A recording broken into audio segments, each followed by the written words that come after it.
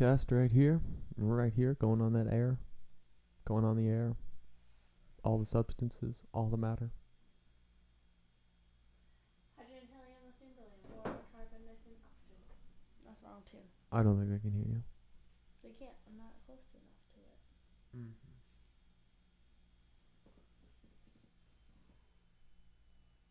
Keep talking, please. Yeah. Alrighty. We can do that. We can talk about random nonsense all the time. There's hydrogen and helium, lithium, beryllium, boron, carbon everywhere. Nitrogen is in the air, oxygen so you can breathe, and fluorine for your pretty teeth. I don't know the rest.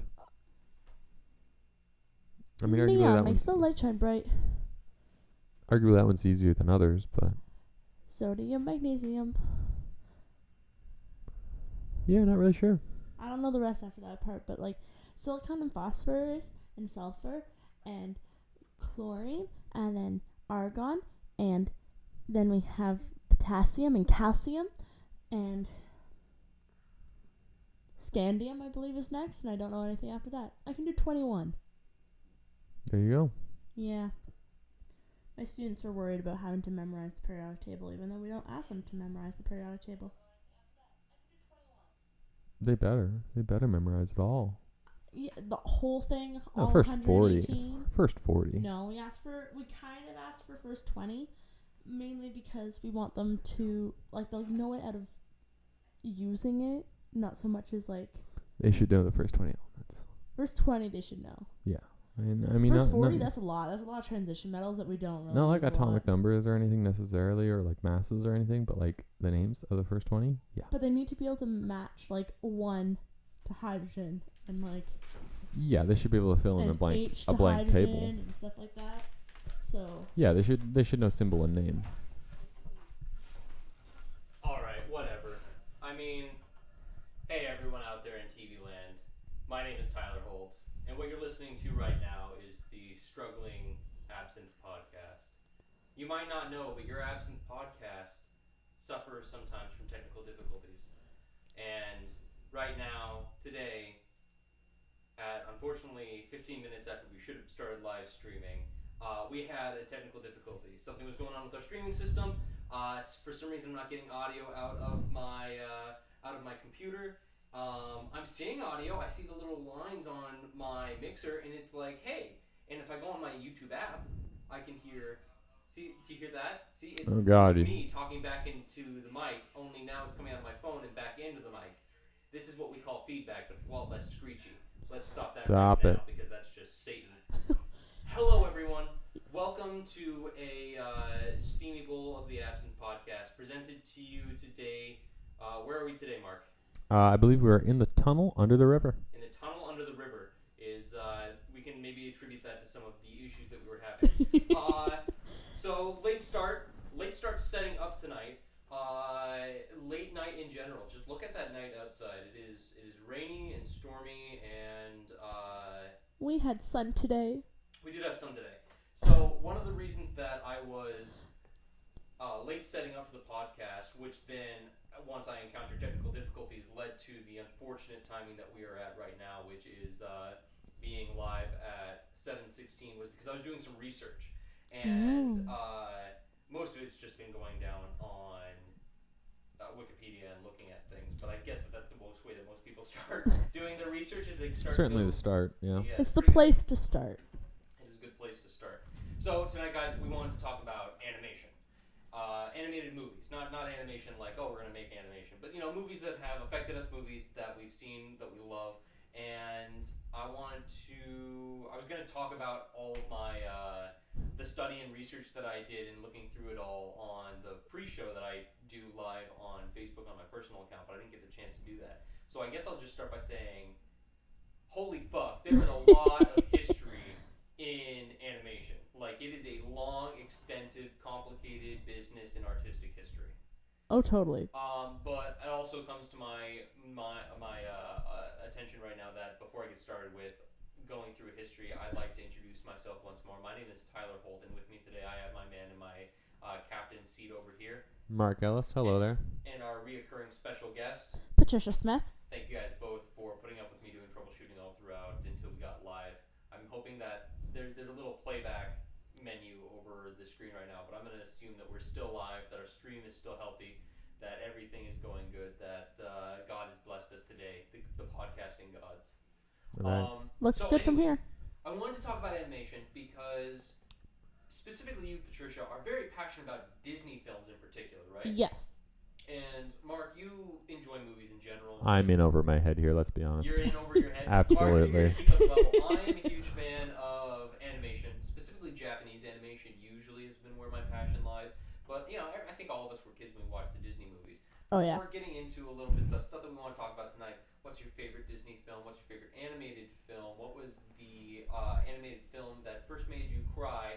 And what is your least animated film? And lastly, what is the most overrated animated film? But before we get into that, I want to talk a little bit about history and animation. Again, holy fuck, guys, animation history is huge. And when I say animation history, I'm going to zone in basically on North America, and even then, there's so many production companies that it's ridiculous. How many production companies do you think you would count off? Oh, I couldn't count off like any. I could count off I could like get through one. like 5, maybe. That's 5? pretty good. Wow. Maybe. So the big three would probably be Disney, Pixar, DreamWorks. What other production companies come to mind? 20th Century Fox Fair. and Paramount. I Maybe. I don't know. It's just think like that I'd start going through I believe companies that that. DreamWorks is still currently owned by Paramount. Oh.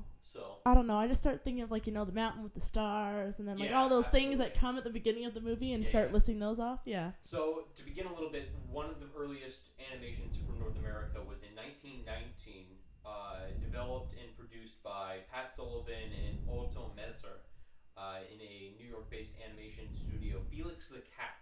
It was a silent film. Aw. And then there was talkies, talking in sound and Technicolor anime films that came later with Felix the Cat. But his first appearance, which is one of the first animated films ever produced in North America, was Felix the Cat, 1999. Disney. I'm going to talk a little bit about Disney because that's who comes next. Actually, is that Disney's first animated film was Snow White, 1937. Yes. Followed by their next animated film, which was also a huge success, Pinocchio, 1940. Yeah, So yeah. 3 years after came Disney's follow-up. After Pinocchio, there are some big movies in the early 40s, but Disney goes pretty well off in the late 40s. There's not a lot of stuff that they're doing animation-wise that became big. Some of their bigger productions during the late 1940s was Make Mine Music, Fun and Fancy Free, and Melody Time. Oh, Melody At the Time. very tail end of 1949, we get Ichabod and Mr. Toad. Toad. Yeah, Ichabod. But that's not a big animated film for Disney, I don't believe. Not huge, but rather well known. Like, Yeah, kind okay. of. Like, it's, And then 1950s sees Cinderella. Oh, yes. So that's Our second princess. that's 13 years after Snow White comes Cinderella for the first time. And then for a huge amount of the 60s, Disney almost made exclusively live action films. They made 47 live action films in the 1960s and only 3 animated films, which I believe was The Jungle Book, Lady and the Tramp, and one other. The first original animated film that Disney did was Lion King in 1994, which was still loosely, up until then, all the stories had been based on books or Brothers Grimm stories. Yeah. And even Lion King was still heavily influenced by Shakespeare's Hamlet. So if you were going to say that Lion King doesn't count on the originality scale, then technically the first original Disney movie that was made was in 1995, a Goofy movie. Oh, yeah, Goofy wow, movie. fair. Yeah. Their first ever sequel, and this is not counting the films at this point that were produced by Pixar because they were different companies, was Fantasia 2000, which was produced in December of 1999. Oh, I saw that one. So that was the first sequel that Disney had ever done. In total, Disney has done 59 animated films that have been exclusively produced and published by Walt Disney Studios. Okay. So that's how big Disney is. Soon we're going to be coming up on 100 years of Disney. Oh, that'll be And great. This in almost no way accounts for all their live action and other subsidiaries such as Yeah. Star Wars and now Marvel, of course. Right. Moving to Pixar. Pixar was created in 1979 as a part of the graphics groups for Lucasfilms. Oh, okay. So they were working in part with Lucasfilms, and they weren't their own separate corporation until 1986. And and it was mostly done because it was funded hugely in part by Steve Jobs. Oh, okay. In 1986, they were doing a lot of work with Industrial Light and Magic, which is George Lucas's special effects production team. Oh, okay. They are a huge special effects company now. And then in 2006, Pixar was purchased again by Disney and added to the sum of $7.4 billion. Wow. They're worth a lot because I Once think. they purchased Pixar, though, Steve Jobs became Disney's largest shareholder ever Wow. because of his stake in Yeah, Pixar. that's a lot. As far as the Pixar animation goes, their first ever animated film was Toy Story. And the biggest thing about Pixar that we know is that it was a graphics team that was putting together 3D computer-generated animation. So the Toy Story being produced was huge. Oh yeah, Because that's it was amazing. computer animation as opposed to the drawn cells animation that Disney was very famous for. Yeah. Then they made Toy Story 2 in 1999. Mhm. And in between that, they made A Bug's Life in Oh, that's a good one. 1998, I believe. Okay. Something that's interesting about Pixar, though, is that they've only produced 17 movies. Yeah, it's very and low. More than a fourth of their movies are sequels. Wow. Yeah, a lot of them are sequels. So Toy Story 1 and 2, Finding Dory is a sequel. Yep. Cars 2. Yep. Monsters University. Things Yep. like that. So a lot of sequelization in specifically Pixar. It's easy when they print classics. Yeah. Instant classics, I should say. And it also saves on the animation or like on the computer generation a little bit if you reuse characters. Right, because you already have the algorithm set, Yeah. so you can just dust them off and put some more polygons and triangles. So then another big animation studio that I think is of note in North America is DreamWorks, which is owned by NBC Universal, which is a division of Comcast. And that's how we know that DreamWorks is evil. It's because that they're owned by Comcast. But they're the ones who made Shrek. They did make Shrek. They also made, with their first feature film, Ants, which came out in 1998, the same time that Bug's Life did. They also came out with Shrek, as you said, 2001. Yep. The Bean Movie. Oh, that was a good Megamind, one. 2010. Yep. My favorite DreamWorks film, which came out, and I think it's an absolutely fantastic film, Prince of Egypt, 1998, as well. Oh, I thought I saw that one like once and it was good, but I was a kid. I don't know, barely remember. Great movie. Very great. And then the other animation studio I want to talk about was Studio Ghibli. Studio Ghibli is Miyazaki's animation film. They began in 1985 with Nausicaa of the Valley of the Wind, and really had a huge breakout in North America with Spirited Away, which was in 2001, I believe.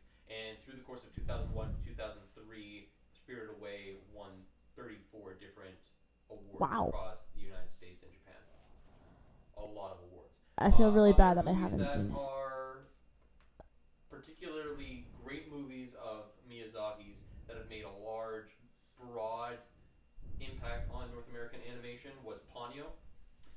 Ponyo is a great movie. It was produced, I believe, in 2007. I don't have that written down. I have everything else written down. I don't have that written down. Well, something that's particularly great about Ponyo is, and particularly noteworthy about Ponyo, is the English dub. So the English version of the film is voiced by Liam Neeson, Matt Damon, oh wow, Tina Fey, wow, Betty White, oh gosh, Noah Cyrus. I don't know. So him. that's Miley Cyrus's sister. And then Frankie Jonas of the Jonas Brothers. Oh my gosh, that's a really That's a huge cast. Voice actors and a lot of people who don't necessarily do a lot of voice acting. Tina Fey was in Megamind, but yeah, she was the main female lead in Megamind as the voice actor there, along with Brad Pitt. But Matt Damon doesn't, to my knowledge, do a lot of voice acting. And Liam Neeson most certainly, I don't believe, does very much voice acting. And they pulled Betty White in, and her part was great in that film. She's amazing. I would definitely say watch Spirited Away and watch Ponyo if you haven't. Yeah. So that's a small, brief history, specifically on mostly North American-based or North American influencer films. And I would say that North America has a huge tradition of film in this country. I mean, that's probably the biggest and most influential aspect of North American culture is our movies. That's kind of separate from military or other government sort of. Okay. But it's the biggest culture influencer that I think gets around the easiest and makes the most money. Shit tons of money. Yeah. Christ, I can't even begin to. Just Pixar was bought for 7.4. What was Marvel bought for? I don't know. 20 billion. Really? A lot. Star Wars was also bought for multiple billions, amounts of money that I will never understand or be able to comprehend. So Not at all. to kind of start with, I think the easiest question is, what are your guys' favorite? Let's start with Disney movies because I think that's Okay. easy. What's your favorite Disney movie? Let's start with Mark. Go, Mark. Mark, do you have any- I don't You understand the think about question. it? You don't think? Well, so you grew up with Disney movies, right, Mark? Like, no, not really. No, really. You I mean, like, they were in the house, and, like, my older siblings watched them, but, like, by the time I was old enough to watch movies myself, we had Lord of the Rings and Star Wars in the house, so I just watched those movies again and again and again. Crazy. Oh, that's Pretty much, insane. yeah. You didn't really grow up with. Did Like, any they other were animated films that you kind of grew up with? They were around. I saw them. I saw some Christmas animated films, but, like, I've been working on his Disney Oh, right, education. okay. Yeah. So I guess mostly I'm going to be. Well, you're going to be kind of our casual watcher then, and I'll be our heavy Japanese watcher, and you'll be our heavy American watcher. Oh, yeah. But to be honest, we've probably both seen almost all of the mainstream. Oh, Disney yeah. animated films. There's very few Disney movies that I haven't seen. There's a few that I've like seen once as a young kid, so I don't necessarily remember them. Do you remember much, the but first Disney film that you watched?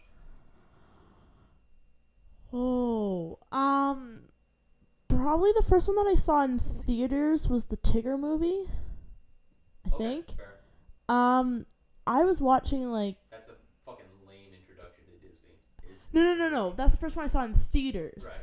Right? So like I was watching like Winnie the Pooh movies or like movies on like VHSs in my house like as a kid like from like young age. We owned Robin Hood. That was a good one. We owned Lion King. We owned Peter Pan.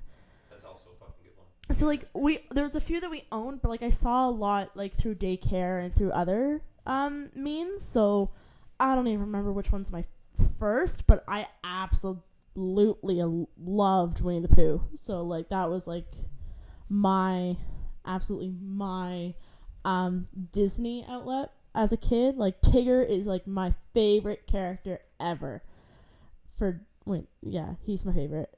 So All right. that's why the first one I saw in I've theaters was ever the movie seen Tigger movie. A Disney movie in theaters. Really? Yeah, I've seen Pixar movies in theaters. I saw Return to Neverland in Oh, okay, no, I saw Return to Neverland. Thank you. yeah, Return to Neverland. I saw that one in theaters. Have you ever seen a Disney film in theaters, Mark? none of the classic Disney films. I don't think What I about ever saw any of those. I think I've seen a Pixar movie or two in Did you theaters. Finding Dory in He No, theaters? didn't I take haven't- me. Have you not seen Okay. it? I saw it, You saw but it, he okay. didn't take I haven't seen me.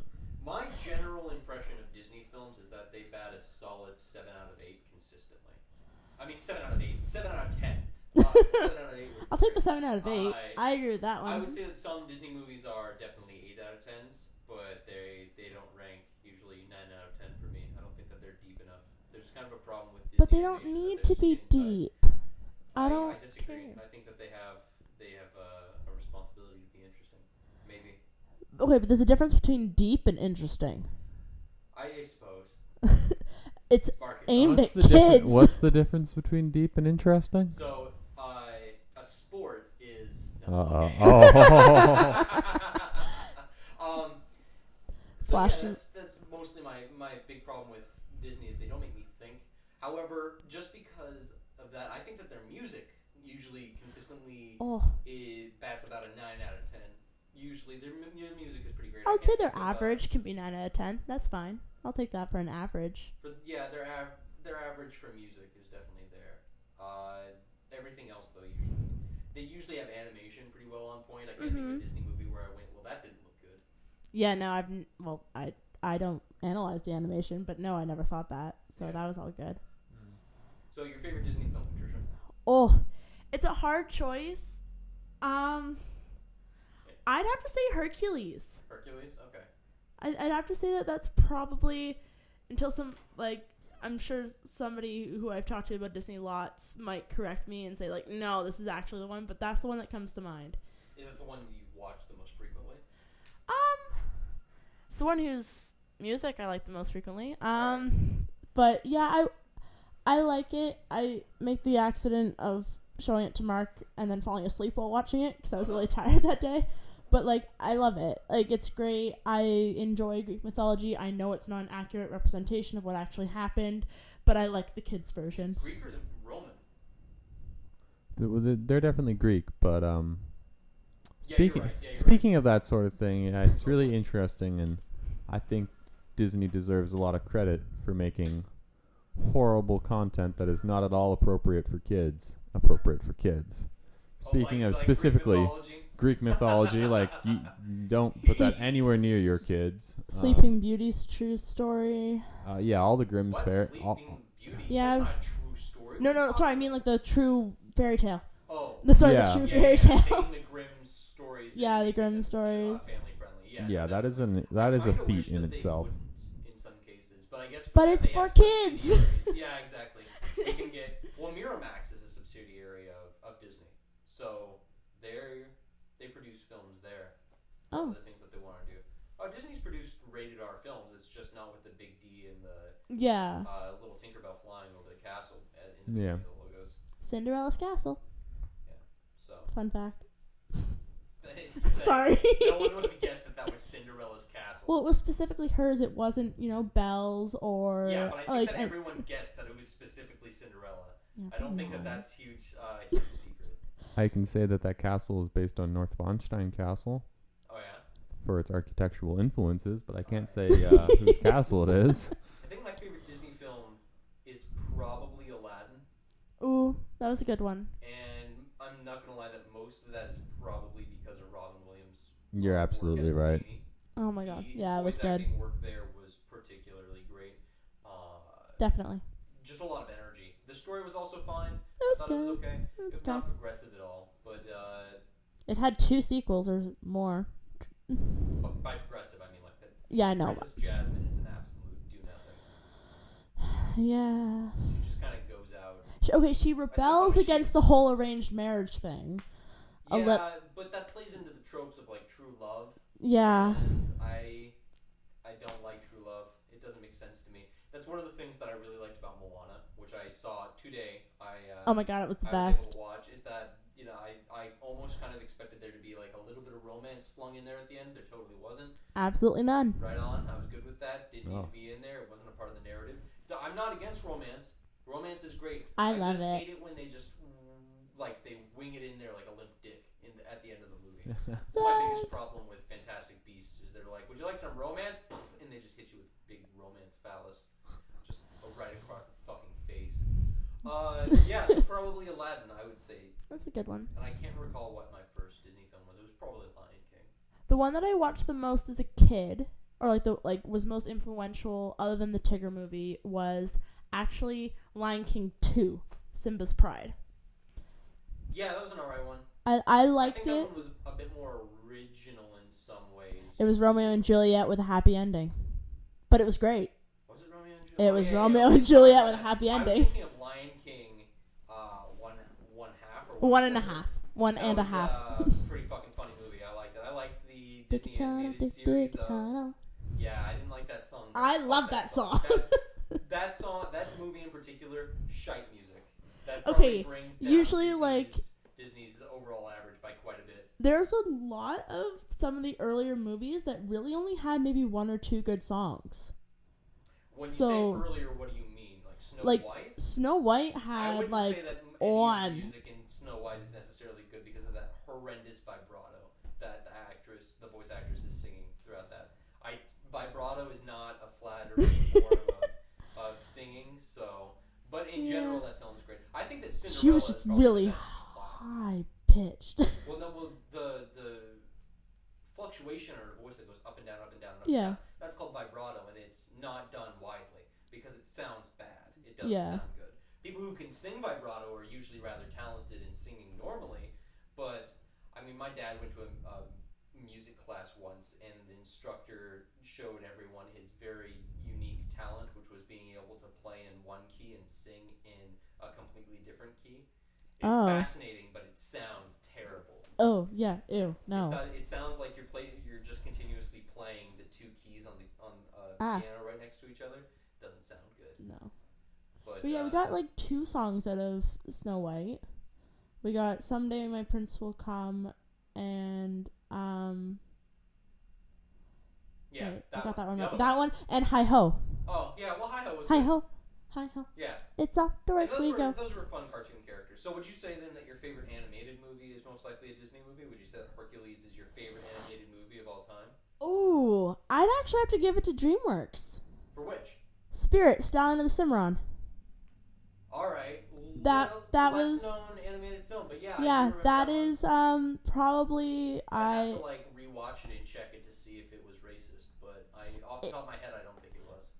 It was like a little bit, but mainly because of like the actual time. So it was like it was like historical. It was historical racism as rather than like no, this Native American guy is scalping people and smoking a pipe or something like No, he saved the horse. Yeah, it was great. I know the film, but I'm talking about like in Peter Pan, for instance. Oh yeah, that was racist depiction of Native Americans or Native peoples in that film. No, I guess they're not Native Americans if they're living in Neverland. So, Native Neverlandians? Yeah. So yes, right. Spirit was the greatest because it had the reason why like my family picked it up was because the soundtrack was all sung by Bryan Adams, who was like one of my mom's favorite Canadian singers.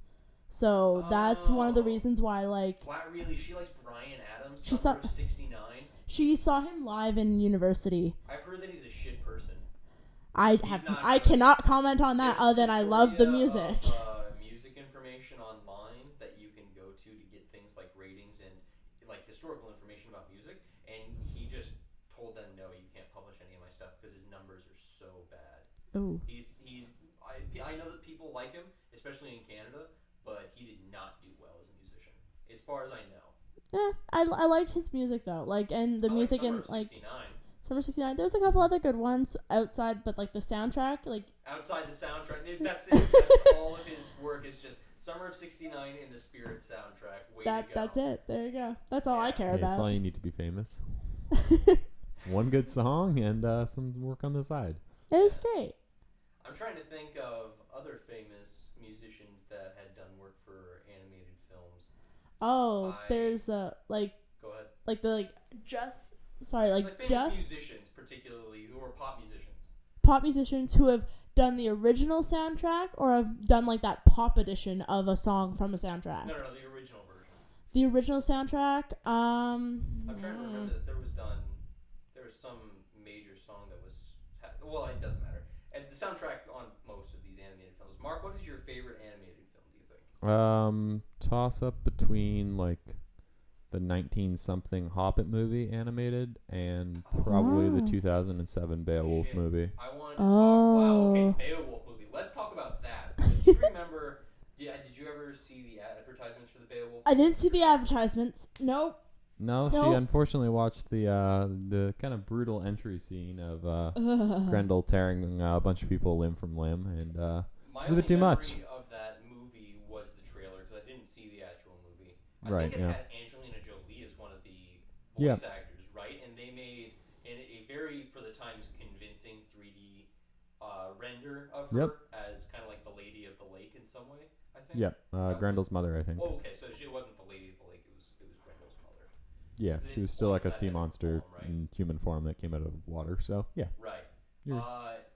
That was crazy. I remember seeing that advertisement and always wanting to go and see it, but because I was young and my dad was very Christian, I never got to see it. So maybe that's sometime we should pull it out and marvel at how probably terrible it is now. Does it hold up? Have you seen it? It holds up really well. Does it really? The first time I watched it was 3 years ago, and it took me like a few minutes after like the film kind of started. I was like, oh, this is animated. Like, I guess I've been like kind of watching it from across the room, and I was like, that's animated. Oh, wow. They did a really good job on that. I think it holds up really well as far as its animation. Really? Okay, yeah. Well, that's very interesting to me. It has a really good song. Your other one was the Lord of the Rings animated film. The Hobbit. So the Hobbit. That's something that would be interesting to talk about. How many adult animated films have you seen? Not many adult animated films. I don't mean like I- giant hentai titties. No. I mean just like for for an older adults. audience. Not necessarily for adults, but maybe for high schoolers or still university kids. Haven't seen very many.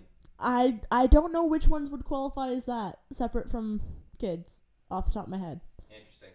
So probably the not. film that you're talking about, Mark, the Lord of the Rings animated film, was written, directed, and drawn by, well, I mean, obviously not entirely written because they're based off books, but Ralph Bakshi.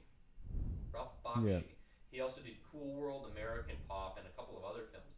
And he explicitly, his theory explicitly was that actually the cartoons should be more for adults than they should be for kids. That there should be a lot of adult subject matter that is introduced into cartoons because cartoons are, in nature, what he says, vulgar. Because they're they're simplistic, that they are perverted forms of normal life, and that's what they should be used for. Is that they should be taken seriously as a form of being able to offer some sort of political or social or cultural critique. Right. Yeah. How do you feel about that? Do you feel, because I don't think that cartoons at all in any shape or form need to be constrained to one type of audience. Well, I certainly don't need to be. I guess I can kind of see where they were going with it. Yeah. I mean, it's a lot of work for Disney to hide some innuendos in their work. Yeah. And it's kind of a big deal, and everyone picks them out. But I mean, it doesn't seem like animation is really lended towards that. Right. So, I don't know. So that's because a lot of the animations that are my favorite are adult animations, or are not necessarily have adult themes, but are particularly complex and would fly over children's head. One of my favorite animations of all time is probably Millennium Actress, which was introduced to me by Joy, my partner, and it's animated by Satoshi Kon, who, my God, is a master of his work, not just animation, but also constructing narratives. Unfortunately, he passed away. He's only produced something like 4 films. Oh wow. But Millennium Actress is fantastic, especially with its treatment of time and its narrative. I would definitely suggest that. Or Perfect Blue. Both of those films I think are, they're not just, well, no, okay, so here, let me explain. One of my other big problems about Disney films is I don't feel like they can be critically acclaimed. They're so cookie cutter and they're so manufactured sometimes that it's hard to rank Disney films in the same caliber as things like Schindler's List or Shawshank Redemption or any of those other films that people would classically talk about as being masterworks of film and cinematography. And the same sorts of things like cinematography, framing, and all of those things that you would normally apply to the work of a camera still are applicable to animation because they need to be drawn in a certain way that there's a treatment of the eye and how you're focusing. Yeah, okay. I can't think of an animated film by Disney that would meet those. I can't think of an animated film that meets that criteria. I absolutely could. Prince of Egypt by DreamWorks, I think, would definitely meet that. But is it is it like in the film industry? Is it acclaimed the same way? I would say so. The narrative is. I don't hear it talked about as a classic the same way that I hear it I can't even think of, if you're like talking about classic movies, no animated one comes up. And I'm wondering if it's because like it's a different medium. There is a bit of a prejudice towards live action, I feel, in some ways with the way that movies are talked about. Yeah. But I don't feel like that is necessarily the case. Like I would say that a movie like Prince of Egypt by DreamWorks, could very easily fit into that kind of literary canon of the film world. And a lot of Miyazaki's work most definitely could be. Spirited Away 100%. Could definitely. Okay. So, but I can't think of any movie that Disney made except for maybe Cinderella, but it's not based on narrative complexity. It would be based on just how great a visual and audible work of art it is. Yeah. So it's a visual accomplishment and it's an audible accomplishment because I think that probably is the movie with the best Disney music out of all of them. I would say. Yeah, Frozen has a really great soundtrack that has a very big soundtrack. It has a far more interesting narrative than Cinderella, but the music isn't quite as good. Even I guess funny, like Cinderella, Cinderella. It's I a guess- great song. I guess I'm like the way like I would to be fair, the soundtracks were probably smaller. Like there's fewer songs Sure.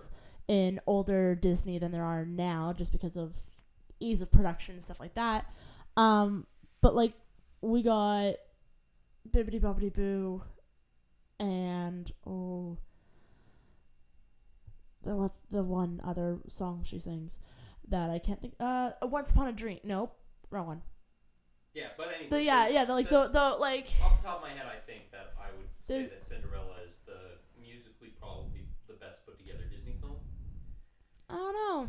Because even Aladdin has great songs, but they're not quite as they don't quite hit it as well. They're not as clean. They don't mesh very well with the story, like Cinderella's songs do. Then Lion like King has iconic songs, but they're not really that great. Moana has a fantastic soundtrack. amazing soundtrack. Well, I It's didn't like Right, the you two Shiny arguing between fantastic and amazing, and you're like, we can't settle this. I have some problems actually with a lot Really? of Moana's music. Yeah, I didn't think that the Shiny song was good. I didn't like that entire scene. I thought it was dumb. It was random. For the one thing I felt about that one was that they talked about him as the villain, and I thought that was weird. But he was just random. Like it felt like a random scene it was thrown an in. obstacle in the narrative, and it was Yeah. a weird obstacle, and I didn't feel like it took advantage of being in the Hawaiian mythological underworld, because they went to the place of monsters, and they had bats with like 6 eyes and a masked creature with 4 arms. You know, they could have done so much with the depiction and probably really dug in there. And instead, they choose a giant crab, and they make Who has a connection with Maui? that doesn't. But they could have done that with anyone. They could have done that with any character. They didn't have to do a crab. They could have done any kind of monster. They could have made a giant sea smog. But I do not know the actual mythology from which Neither they're do pulling I, this, but so I don't know this. But based on the song that they sing, Maui and Tomatora have a history. It's because of Maui that Tomatora had his beginning. So it was more mythologically important that it was those two than just some random creature that they pull up from the depths. I don't know. Well, it could have been another creature, as I'm saying. Or if that's the case, that this is a character from the mythology, he wasn't done any kind of justice. Yeah, He's a silly character. His song really wasn't that great. It was, I don't know, it wasn't great. I loved a lot of different songs. There was also a treatment of the leitmotif for the main theme towards the end of the film where the grandmother is singing, and great character. The vocal performance was lacking. I think that it wasn't as strong, and you can even a strong performance. Everything else was fantastic, and her character was incredibly important to the film. Yeah. But, so there are 2 songs in Moana that are really good then. So it matches something like Cinderella. How Far I'll Go, You're Welcome. You're Welcome was good. Okay, 3. I'll say You're Welcome was good. It was a good performance. And then You're Welcome as a song. Wait, You Are Here? Or no, not that one. Here You Are. Here You Are. Yeah, the one where they talk about like how her place on the island is there. That one. Okay, that's good. I would listen to that again. Yeah, that one. Itself. And then there's the. I like the entire first verse is done in Native Hawaiian. Yes. So that's your know the total. title of it. I don't remember. They say away a lot. Because I was repeating what I'm gonna call it. But Who We Are, I think is, or something. I think that's the title of it. I have the soundtrack in my car, and I still can't tell you. In either case, those 2 songs were pretty good. The entire. So we're up to 4. No, I said that those 2. Oh. Here, How Far I'll Go, You're Welcome, the one with the ancestors, and the one where they set up the scene on the island of their culture about the coconuts and all that. That's the same one. Nope, those are 4 different songs. Well, no, they're all extensions of the same leitmotif. They use the same chords in the same verse. But they're 4 different songs. I wouldn't say so. I would argue with you that musically speaking, they're the same song. They're not different songs. The only ones that are really direct, like they sound the same, are like How Far I'll Go, the reprise, and I Am Moana, which is what we happen later with the grandmother starts it, and then she takes over, and that's the one that has the same chord progressions and the same song. Yes, there's a similar theme throughout all the music, Well, I don't mean but those are as four. in like a narrative theme. I mean a musical theme, as in that it uses the same chord progression, and because they're made for the same movie, it's really the same song. It's just they're changing the verses. So and that's important in a musical that you do that so that way you can continue to further the plot and provide additional information. It doesn't make it a separate song. It's all one song that stretches throughout the movie in that case. It's not a separate song. They're just in different places with the same chords, progression, same verse construction, same chorus. If we're thinking about the same kind of song, the There You Are song, it's the same thing every single time they use it. And even when the grandmother is singing, she uses she plucks from that particular chorus still again. So it's still tied to that main theme. And when I say theme here, I mean a music piece that is I would argue that There You Are is different than How Far Out is in a different. I'd have to listen to it. Yeah, we'd have as okay. part of the soundtrack. But yeah, so having listened to the soundtrack twice in the past day, because I own it and I love it. My biggest They're problem different. with saying these are separate songs, I feel like that takes away the quality of both of the songs. Is look, they did the same song twice. It's in a musical. And I'm allowing that, but I'm not going to say that these are two separate songs. They're just two songs with different verses and with different words in them. It's like saying Ice Ice Baby and Under Pressure are different songs. No one gives a fuck about Vanilla Ice because he just ripped it off so bad. Ice Ice Baby. What? No, okay, alright. Yeah, you're right. Yeah. So I don't know. I'd still call them different songs, even though they sound very much the same. That's the definition thing. Least favorite animated film. Least favorite Disney film. Let's start with that. Oh. We'll go with Disney. Least favorite Disney film. Go. Least favorite Disney film. Big Piglet movie doesn't count.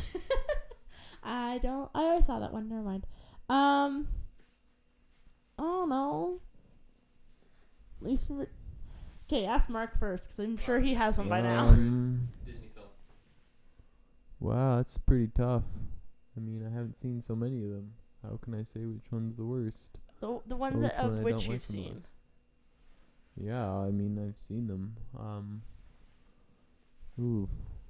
don't know, Tyler, do you have a least favorite Disney? Probably Sleeping Beauty.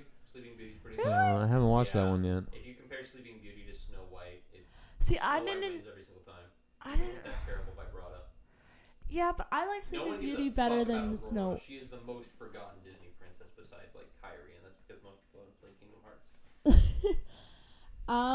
Most forgettable princess award goes to Aurora, because everyone who's listening to this podcast hears Aurora and goes, "Who?" That's because we all call her Sleeping Beauty. Who? No one cares. No one saw it. The best part about Sleeping Beauty is when Maleficent turns into a dragon, and that's all that people remember about it. I literally. I liked the scene with the dancing clothes. I thought that was cute. Once Upon a Dream is a really good song. They have those irritating godmothers. They're it's hilarious with the dress and the cake. Snow White though, and Snow White is probably also equally irritating. I'd almost say Bambi is the worst Disney film. No. The spectacle is alright. I like No. the animation and it's cute. Bambi is great. Bambi 2, not so much, but Bambi was great. Yeah, okay. So if we're gonna count the sequels, it's hard to pick out that. Goofy movie was good. I'm mostly talking about what's the worst Disney movie. What's my least favorite Disney movie of the good Disney of like the obviously canon. If we're gonna count the. I don't know. I did not enjoy Snow White as much. I didn't like that as much. I loved Little Mermaid. Pocahontas had good music and was good. Mulan was great. I'm just going through the princesses at this point. I didn't really enjoy Princess and the Frog. Mulan 2. That was actually, I love the music in it. Yeah. Lesson Number 1 is a great song. It's cute. It touches on arranged marriage and true love again, so that's where it's. Oh, again? Really? Again? Really? Oh my. But they do it in this context versus Mulan was not about that. It had like kicking, Hun's asses. Yeah. Yeah, well, it was more about doing right for your, like, what she did for her father and the courage there and being listened to and stuff like that. I don't know. I didn't think it was the romance was the focus, where this one, it's literally here. We're bringing 3 princesses to an arranged marriage. I changed my and answer. It's Lion King 2. Worst Disney film. Nah, the animation was subpar. The songs weren't great. And like you The said, songs it was... were good. I songs liked weren't it. great. And I liked animation them. was subpar. And like you said, it was a Romeo and Juliet ripoff. It's coming back to me now. I think I was trying to repress that movie. Worst I animated love film. that. I was a One bit. that actually made you feel bad inside. Oh well, I was gonna say something different, but I Go mean, ahead. I was thinking about Pinocchio. I haven't seen the whole thing, and I know it's like an instant classic, so everyone's gonna hate me for it. But I'm pretty sure he wishes to have a son, and then he gets a son who has like no knowledge of what being a human is about, and instead of like taking him aside for 10 minutes and being like, "Hey, well, this is what humans do. You're a human now. Here, let me fill you in on some stuff. You haven't been alive for more than 10 hours." I contest that. I think Pinocchio is a good movie. It's probably And then immediately the loving father sends his yeah, he's a ten- shitty ten- ass father. 10-hour-old son off to school. The songs Like, in what's is that also about? Good. The animation's good, and also I would say Pinocchio is the darkest Disney movie that's ever been made.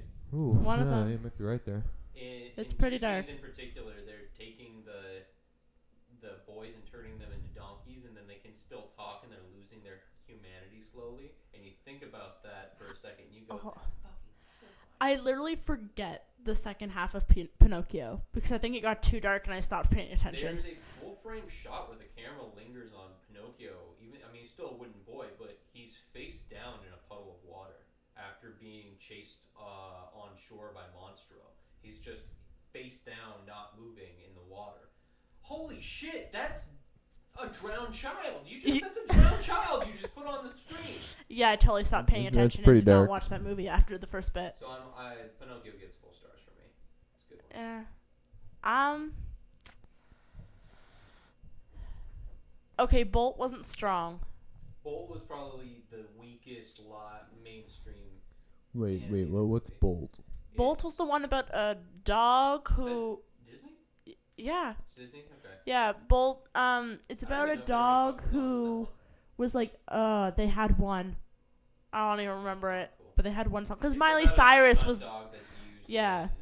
in a movie, TV show. TV show, and he believes that he's actually a super dog, Oh, okay. and he goes off and he. Speaking of the dog genre, I feel like Disney might have done like Space Pups, where there's some puppy dogs that are astronauts. Oh, no. It started off with I Air feel Bud, like that would and then it be went on the from bottom there. of my. But that's not my- animated. Yeah. It's like Oh, true. That's live action. That was the Air Bud, continued into Air Buddies, then Space Buddies, and then all that stuff. I thought it was adorable. Anyways. You know what I did watch a fair bit? I think I watched 101 Dalmatians a fair bit. I don't think I've seen the entire movie. Oh my god, it's so cute, and the sequels aren't half bad. It's I thought it was adorable. alright. I watched it a think lot saw when the I was live little, action but version one. Cruella. Oh yeah, Arthur Weasley's in that one because I don't know the actor's name, but Arthur Weasley is in the live act. I know. Arthur Weasley and House steal all these puppies. That's all I got. House, you mean Hugh Laurie? Yeah. I didn't know he was in that. Yeah. Huh. I love Hugh Laurie. I don't He watch is House a either. Straight up motherfucker. Hugh Laurie. Good guy. You ever watch House? no. No? Nope. Okay. I'm sorry. I'm no help here. I mean, I guess I'm most going of on you are- vague recollections and horrible Okay. fairy tales. What about the little toaster? Brave Little Toaster? Fucking great animated film. Okay, I only know it from the ads on other They're VHSs. so good. They're so good. My favorite one, Aw. Little Toaster Goes to Mars. That was the one that was on the ad. Such a great movie. Holy shit, are you people serious? Yeah. Yeah, there's completely this movie serious. that. That's a movie? I want to see it now. got fired making that movie because it was too dark. There's a scene where a vacuum cleaner tries to kill itself by swallowing its cord, and then they just continue on with the movie. Whoa. Yeah. Disney Oh my made this? goodness. I don't think. No? Disney did it. Okay. It was on a VHS that I owned, which might not have been Disney. I'll look it up. Keep talking. Yeah, Okay, show me, so, show like, me a picture of that. It was on one of the VHSs. It could have been Bug's Life. It could have been. So you've both so seen many. the movie, right? If I you- haven't seen the movie. I've only seen the ad for it. Tyler, have you seen the movie? Which one? The one with the toaster and Mars? Yeah, I've seen Brave Little Toaster Goes to Mars. I've seen that like. I mean, 20 one, times, that's yo. like a great title. Like, how do they get a toaster to Mars? Is that like a thing that happens? It's an animated By toaster. the way Well, that I mean, I was they given. get the toaster to Mars by souping up a laundry basket and a ceiling fan. A ceiling fan on the a sentient ceiling fan. Okay, on the yeah, bottom yeah. of a laundry basket, and they put a microwave. I believe, microwave powers the entire thing, and a calculator does the navigation for it. And Wow. it Did they takes off and take the goes to baby Mars. with the blanket pretty with dope. them? They took the blanket with them. The baby Okay, got not the baby. sent up to Mars with a tractor beam. Oh, damn. so they went to Everyone save. who hasn't seen this movie thinks we're fucking insane right Well, I was one of those people just a moment ago. I was trying to Okay. figure now. out Holy shit, about original was made in 1987. a brave little toaster goes to Mars, and I thought I was gonna be. 75% of Rotten Tomatoes. Fuck off, Rotten Tomatoes. Hey, that's not too bad. 75, not good enough. I don't know. I mean, Oh, one of it my was other. based on a book? What? wow. Okay. I mean, Oh, it Beowulf totally got was. 71%. So okay, find out who made it. The production company is Hyperon Animated Company Incorporated and the Kushner Law Corporation in Wayne Films. No idea any what. I'm not seeing a lot on them. I now wonder what. Productions by Hyperon Animation Producers. I now wonder what other movies they Brave made, Little because Toaster, which one did I Grover own? Dangerfield, Betty's Kids, The Brave Little Toaster to the Rescue, The Brave Little Toaster Goes to Mars, The Tangerine Bear, The Adventures of Tom Thumb and Thumbelina, The Proud Family movie. Really? Yeah, they did The Proud Family movie in 2005 with Disney Channel. Yeah. I'm trying to think of what I would This have. is like so I far guess that they were. out of my depth. Proud Yeah. Family, Disney Channel. It was great. So that was the animation company. I don't know. and I there had. was another I motion guess picture they- company. Guess they might have been on a Disney movie then. Probably. But- And I don't know. I'm wondering what video I had that had the ad for the Brave Little Toaster. I'm gonna have Well, they to. would have paid for it in some regards. That I know is what- true. I know what ad you're talking about. It seems Yeah. like Brave Little Toaster to the Rescue was the least advertised, and the first and the third one were the most advertised. Yeah, I think it was the one that they go to Mars that was advertised. But Yeah, another good movie. great animated movie, Balto. I know what you're talking about. Oh, yeah. All right. Balto Right. about the half wolf, half And they husky. butchered it with a shitty TV series. They did? Yeah, I think so. Oh, they had 3 movies. No, I think this was an animated series. No, the one that I'm talking about had 3 movies. Like it was all about. It was up in Alaska, and he wanted to be a sled dog, but because he was half wolf, like he wasn't trusted as much. But it was all about like getting medicine for the children and like a race to get it. And then his daughter went through this whole identity crisis about being part wolf. And then the third one was about racing a plane and whether sled dogs were faster than the airplane. And as airplanes were becoming more prominent and after their invention and stuff Yeah, like I know that. so. So, yeah, I was trying to those. see if there was a television show. I guess I was incorrect. I swore there was. All right. So, yeah, those were great. I about loved this? those. Yeah, go for it. 2001, Osmosis Jones. Oh my god, I remember that one. Animated film. Was that Disney? That wasn't Disney, was it? I don't know. I'm just gonna check that. I feel like that had to That be was a Fox funny. thing. Bill Murray in the shittiest role of a lifetime besides What About Bob? That was hilarious. Like, it was interesting to, like, think about how, I like, thought the that was a science fine worked. movie. There's a really great review online that compares Osmosis Jones to Inside Out. It's Really? Yeah, it's good. It's a good one. And Inside Out was great, though. a lot of the problems that Osmosis Jones has is also repeated in Inside Out. Really? Yeah. Like Warner what? Brothers feature I can't off the animation. top of my head, no. I just realized I was watching the review like, this is genius. I don't remember all the YouTube videos that I watched. You watched so I many. I just tried to kind of contain them by osmosis. Wah, wah. Yeah. Mhm. But Inside Out was also really, really cute. I liked that one. All right. And other I liked shitty it a animated lot. Films, you guys watch The Land Before Time? Oh my god, don't hate on those. Those were there were great. 14 of them. The first one was all right, and the rest of them were shit. They were They were- cute. There were 14? time traveling dinosaur aliens. Pardon? There was a movie, and a part of them were time traveling dinosaur aliens. Okay, so maybe You the can't like the tell me that original they- ones. The original ones, there was 14. Which one do you consider the Up original to 4. ones? And I never ever fucking saw one of those on a VHS or DVD. They were I always- owned 3 of them. Yeah, okay, so those 3 of them might be fine, but I always watched that bullshit 1, 2, and 4. television when I was staying home from school because I had a quote-unquote headache and didn't want to go to school. Okay, So, they were good. I Yeah. liked the ones I owned. Cartoon Network. Put some Yep, bad yep, yep. TV on. It was great. Yep. That voice actress was unfortunately murdered by her father. Okay, I didn't need to know that. Yeah, that's true. I don't know. That's true. I've Anyways. seen a picture of it online. It's a meme. Who fact check memes? Who fact checks memes? Okay, well, I Memes liked aren't them. supposed They to be were one of fact the ones checks, that ladies and gentlemen. They're supposed they to were be ones that I dank. owned as a kid. If we're talking about semi-animated, we do have that animated part of Mary Poppins. The best semi-animated movie ever made was Who Framed Roger Rabbit. I actually haven't seen that one. It's great. Oh my god, so good. I Yeah, can't think of another semi-animated it's good, movie that's yeah. good. Enchanted was semi-animated. Yeah. Technically. I know would there say was a that lot there's more a live action. separation. Yeah, there's a lot more live Separation action. of animation and live action. Who Framed Roger Rabbit has the animation. Like, Oh. superimposed over the Well, then we live have Space Jam. Are you saying that Space Jam was a good movie? Who are you? Oh, come on. It I'm wasn't pretty that sure everyone bad. liked. I'm, I'm pretty sure everyone liked Space Jam, but like, You're right. Everyone did like Space Jam Yeah. Yeah. when they saw it. God. It was actually, like, Space Jam was one of the songs requested for Convocation 2 years ago. That's why Yep. didn't realize that the graduating class of 2015 were all brain cancer patients. No, Oh, hey, she hey. Oh. No, I'm 2016, but anyways, no. Space Jam. I'm going to imagine that there was one person who's like, yeah, I'm a Space Jam. This will be a great idea. It was apparently iconic for their It generation. sounds like something that I would do because I don't like graduation ceremonies. If you mess up, try to mess it God. up, I will So good. screen anything that you send Let's me. organize everyone and we'll just play the entire soundtrack from Oh. Mr. Dab.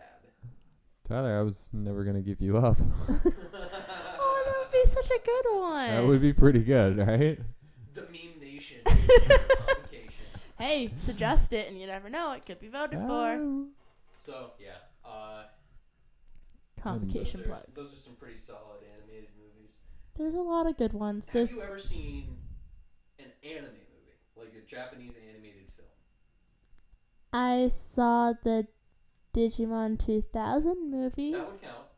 That counts. because we won it as a door prize, so I had that That's an one. alright animated movie. Especially the English version. It opened up with like Bare Naked Ladies one week. I remember that. That's how I learned that song. It was great. I would just reverse the You mean the song, right, Tyler? What? Never mind. Do you not know the Bare Naked Ladies? I do know the Bare Naked Ladies. Christ, you should. They're Canadian. In 1 week, they're probably the most famous song. Really? Yeah, I'd say so. Can you name another song? Like maybe If I Had $1 Million? Yeah. I wouldn't say that that's their biggest song at all. Really? That's the only one I knew by them. No, not even. Only one. Mark, help me. One week. Way Yeah, I bigger can't than $1 help. million. I can't What, help. Really? No. Yeah, I got nothing. I couldn't even hum you one I'm week. I'm off the intellectually dead in this conversation. Yeah, I consider the Digimon movie. Did you ever see the Pokemon movie? top. Animated series? Yes. Okay, I had to dance to the theme song. That's a fucking anime. I don't know if you realize that. It's so old that it's like, no, it's a cartoon. No, it's an anime, let's be honest. Okay, that's the only one I've watched. Okay, that's fair. You ever saw Dragon Ball Z or Sailor Nope. Moon or anything? A few episodes of Sailor Moon, but I didn't follow I'm it. gonna imagine you saw the English version. Oh yeah. English version was so it was so bad. Yeah, I mean, I guess I don't that's know really all I have Japanese. Okay, so here's something that, there are a whole bunch of anime that have been dubbed in English. Yeah, but if I have to read the screen as well as watch it, it's really. No, there's a whole bunch of them that have been dubbed in English. They have English voice Oh. actors who use them. I mean, But don't that's you how it call that the English version? English dub? Oh, so there's a difference Voice. between the English version and the English dub? No, okay, so the word dub means voiceover. Yes. Sub means subtitles. So when I Yes. say English dub of an anime, it means that it's the English version of it. With Okay. English voice actors. So even if I watched This is Sailor definitely Moon true. with what? Yeah, so if you watch Sailor Moon, the English version, without subtitles, Without just subtitles. English, that's the Sailor Moon. and it's dub. still not as good. It's not as good as the Yeah, so Japanese version I for don't a get variety to. of I don't reasons. watch the good versions apparently because if I have to There read were as a well, whole bunch no. of problems with Sailor Moon in general, and then the English version just made it worse. For instance, shitty voice acting, first of all. As was kind of the case of really old anime back then. Also, the problem that they put in like public service announcements at the end of every episode, a lot like they did with G.I. Joe. Christ. And then also they changed something in Sailor Moon in the English version. 2 of the Sailor Scouts were lesbians. Oh. And in the American version, they made them cousins because that's makes a lot more sense, I guess, for an American. Wow, they're really touchy-feely, just like I am with my cousin. Gross. All right. Oh, gosh. That's right, kids. Cousin fucking. It's appropriate in America. More appropriate than girls touching each other. Don't do it. Just fuck your cousin instead. Just Oh, give God. it some time, and Disney will figure out a way to make it kid friendly. We haven't had a overtly like an explicitly gay character in Disney. They're coming out. They're coming out next Friday. Not this Friday, but next Friday on the 17th. Apparently, in Beauty and the Beast, they're going to have an openly gay character. LeFou is actually going to be openly gay. I don't know how they're going to portray it, and I don't know if it's going to be as overt as we're hoping, but that is the public service announcement that has been out. Why would we hope it would be overt, and in what ways? Well, that's actually inappropriate to do that. Well, like being like here's open about it and gay characters in general is that usually their sexuality becomes a defining point of their character. That they are a treatment, that is all that they are. Is that they are their sexuality. So there's a problem with that when you're depicting gay characters. Now, when I say that when I ask the question, has there been an explicitly gay Disney character, I say that in so much as there have been other characters in animated films, such as How to Train Your Dragon, where there's a character who says a one-off line that alludes to the fact that they could be gay. In reality, if we were to have an earnestly gay character that was written well, the script would accommodate for the fact that it's just a fucking person. It doesn't matter what genitals they like. However, there are lived experiences that are stories that are romances, and in a certain extent, when you're constructing a narrative, there doesn't necessarily need to be any sort of other treatment of the relationship between two characters that are homosexual, other than the one that we give the heterosexual characters. You know, if you were seeing Beauty and the Beast, only it was, fucking Gaston with his big old pecs up on that beast. The treatment, I think, should be roughly the same. Representative, but the same. Also, I'm going to say that that's probably going to be a horrible, horrible thing in that movie. we'll see how it goes. They're probably going to make a point of it, and also, I don't have high hopes for that movie in general. I think it'll be great. I love the idea as Emma Watson as Belle. Here's something I want to put forward. There are a couple of things I want to touch on in animation still, and I think this relates to animation because Disney's doing this a lot. Is they're making live action films of their animated films. They did this with Jungle Book. They've played around with the idea of maybe trying to do it for Lion King. They are doing it for Lion King. The cast is started. Doesn't make any fucking sense because how do you make that live action? They're all still animals, and they're all going to have to put animation over the animals in some capacity. What they really mean is that they're trying to make a live action-esque. Yeah, so they're doing CGI for a lot of it. So it would still be animation because it would be CGI. So it's but if they have any live component. But then that would still be a half animation film, like Who Framed Roger Rabbit. The animation's still just. It's just much better animation that it looks realistic. Yeah, but still, I mean. Right, because like there's still going to be probably a little bit of the uncanny valley playing around, even though they're animals. Anyways, I think that a movie, to a certain extent, I think that a movie can't be good if it is a reboot of an already good movie. Well, Mark your thoughts. And this applies reboot of an already good movie. Specifically about animation, but if the original is good, it's a good. Yeah, movie. I get what you're saying. I think that even if the Beauty and the Beast, when I go in and it has a very sound narrative, the characters are fresh and original, that the tensions seem good, I understand the motivations, that it's paced out correctly, has beautiful music, incredible visuals, I'm still going to go into the movie and think, well, this is fucking lame. They made Beauty and the Beast a live action film. Why would they do that? They already have an animated version. It comes off as a money grab. No matter how much Emma Watson is in it, no matter how great the CGI is, no matter how great the narrative is, I don't feel like they can reboot and refresh their own shit again to make a good film. It's always going to be What living in what that if you shadow. what if you deleted all memory of the first film? I'm saying that you would have to have it would have to be so obscure the first film. Right. The Beauty and the Beast isn't obscure. But are you necessarily judging what a good movie is in a vacuum? I mean, you're going to compare it to other movies, right? And In general, I would say that yes, but the problem that you have there's just an odd part because there's a movie that's just like that movie that was made beforehand. And it'll never get away from that part. So well, we had in your Herbie eyes, Fully Loaded. it'll never really be a good movie, which I guess I get, but is that really a fair standard to hold, sequels to? Or not sequels, but reboots of movies too? Is that a fair standard to hold them? Is it fair? I mean, I think that when you're leaving the movie and you're going to like sit down to do a review, or when you're thinking about it, you could think about it in cinematic terms of how good the movie is on its own. But when you get to the end, you're going to have to consider, well, this was just a retread. And that's the biggest problem. Is it a retread? And is it the same? I don't know. I feel like these live action ones, what they're trying to do is, this is what I'm sensing of what they're trying to do, is that they're taking these kid movies, right? Like we talked about with like And Beauty and the Beast. capitalizing on it with No, but they're making it a little bit deeper, a little bit darker. There's a little bit more to it. Like Jungle Book went into, gritty Disney. but like it's going a little bit darker, a little bit more realistic. So like, what does it look like? So like, I feel like that's where they're making it a more adult version, which is what we've talked about. Like, there's not many adult animated movies, but yes, they are a little bit capitalizing on the fact that those who grew up watching Beauty and the Beast are now in their young adult years and will go and watch it again because of the nostalgia factor, just as we had with Toy Story 3. But Toy Story 3 is a completely separate movie from Toy Story 2 and Yes. 1. It's a continuation, not a reboot. If they went back and they made another, like a 2D animated film for Toy Story, it doesn't matter how good the animation is, no one's going to watch it because it's a retread of the same shit. I can't think They of have a to reboot add that something to it.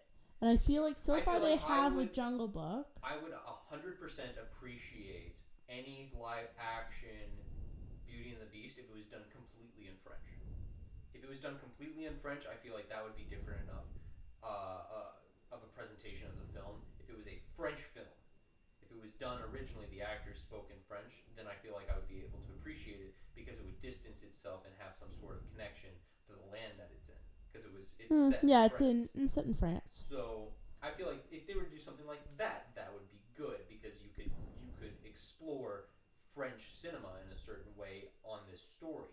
I don't feel like any of that's going to happen. I mean, we've already seen stills from the movie, and you can see Emma Watson in her bell dress dancing with the Beast in his big blue coat. And yeah, because that's an iconic part that if you're going to do a reboot, you're going to keep. But she's not that iconic scene. If it's but they're still changing some. Like they're changing a little bit. Like they're not going to change as much as probably you're hoping for that to be different and original. But like they're doing small things through the introductory song Belle, which Emma Watson's singing, and there's a small change in some of that.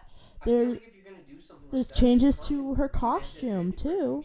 I don't feel like the costume. The visual presentation doesn't matter to me. Especially what also gets me is that these are retreads of retreads. Because the original Beauty and the Beast isn't the original Beauty and the Beast. It's also based off of a Brothers Grimm tale. And there are other people who have done Beauty and the Beast. The Jungle Book, we have 3 Jungle Book movies. 1 animated film and 2 other live action ones. They have a couple of live action Jungle Book films. We already have a dark version of that. And it was fine. It was great. It was gritty and it was realistic because when he was talking to the animals, it was like he was trying to communicate with nature, and you didn't usually get them talking back, to my mind. And King Louie was a fucking terrifying giant ape that was going to come after them in this temple. It was, in any case, I feel like that those movies were different enough because the live action version of Jungle Book that I'm referring to, which is I think it was called Mowgli's Story, was live action. It was different. It was vastly different, and it wasn't musical. It was dangerous, and that the other one that I'm referring to was mostly about Mowgli as an adult, and there was a very serious love story that Oh, okay, yeah. so they're takes on these stories that are original and different, and they're made by different people, which also helps. Okay.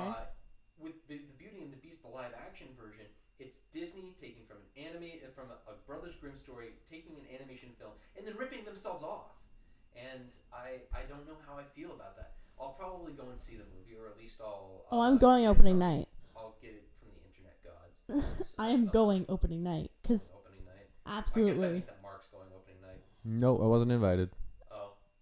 My you want to go with me? You want to go and see Beauty and the Beast? Maybe. We'll go separately. What we'll do is we'll go and we'll get totally bevved, and that'll probably make the movie a lot better.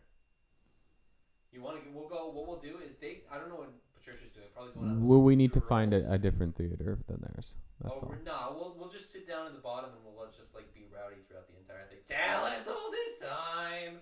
I will literally personally come and escort you out. Yeah. Well, think about it. We'll go and we'll get like hot wings and bevs. Sounds nice.